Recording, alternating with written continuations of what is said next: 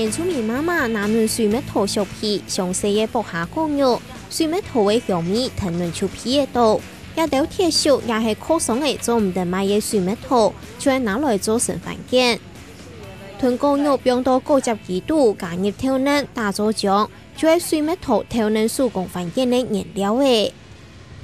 又香又浓的，有没有？这就是我们刚刚的。上次我教你的是用牛奶，对不对？这次如果没有牛奶，我们就有豆浆，或者是你家有羊奶也都可以。羊奶，那你就把它倒我们要的。海豚鄉係台東縣主要嘅高山水蜜桃產區之一。該鄉嘅水蜜桃種植面積大概60公頃。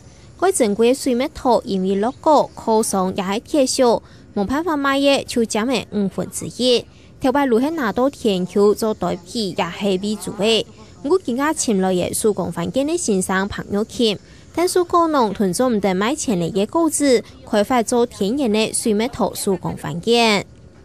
都是自己吃啊，或者是給山豬吃，或者送人家吃啊，哎呀，就這樣而已。那現在有請到吳玉琴老師教我們做這個東西，我們就覺得說，以後有這些東西以後可以做一些我們另外一個怎麼講發展，對我們整個社區應該種水蜜桃的人應該比較不會浪費了。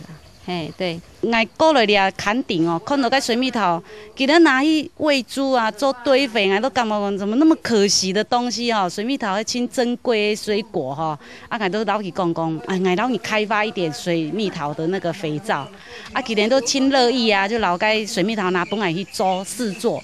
這個你給你練習，就一手加油，一手倒下去這樣子。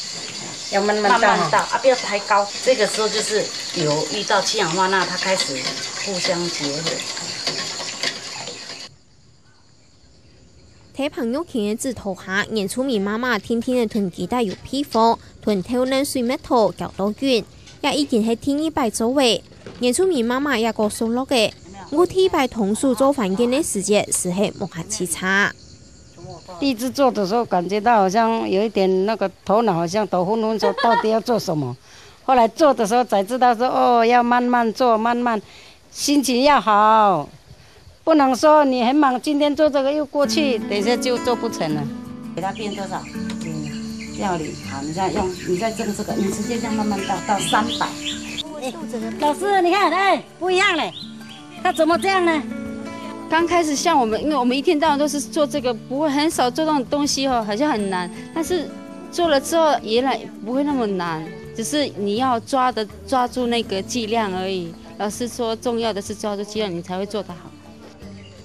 可爽嘅水蜜桃做得廢物利用，提升附加價值，開闢新嘅產業同商機，果農沙路那個改歡喜，甚至希望開發其他採地生產鐵道嘅農產品。做成各種各樣的天然農產品手工飯件，所以我們感謝我們的老師呢，也給我們學這種。以後我們慢慢，像南瓜了，我們這邊種南瓜了，什麼這樣，以後慢慢做。我們這邊也有做那個甜柿啊，還有沒有那個還有什麼，像梨子、紅肉梨，還有什麼梅子也可以做啊。以後我們慢慢。利用天然嘅農產品轉做原料做飯件，彭玉琴個有經驗。幾下年前，佢就利用家鄉嘅池上糯米、龍宮嘅高強度純嘅米糠，拿來做天然嘅米糠飯件。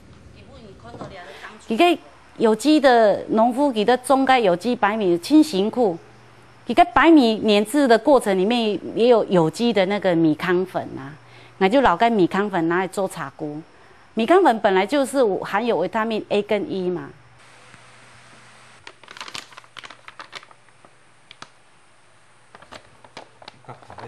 尤其嘅米糠飯件打出名聲，彭玉琴囤農產品還有手工飯件結合嘅創意，得到許多人嘅歡迎。富區鄉鎮嘅農家人也想愛做飯件，搶其特殊開發新產品。彭玉琴也下提設咧，就用水米無學咖啡轉做原料，試驗來做嘅咖啡飯件。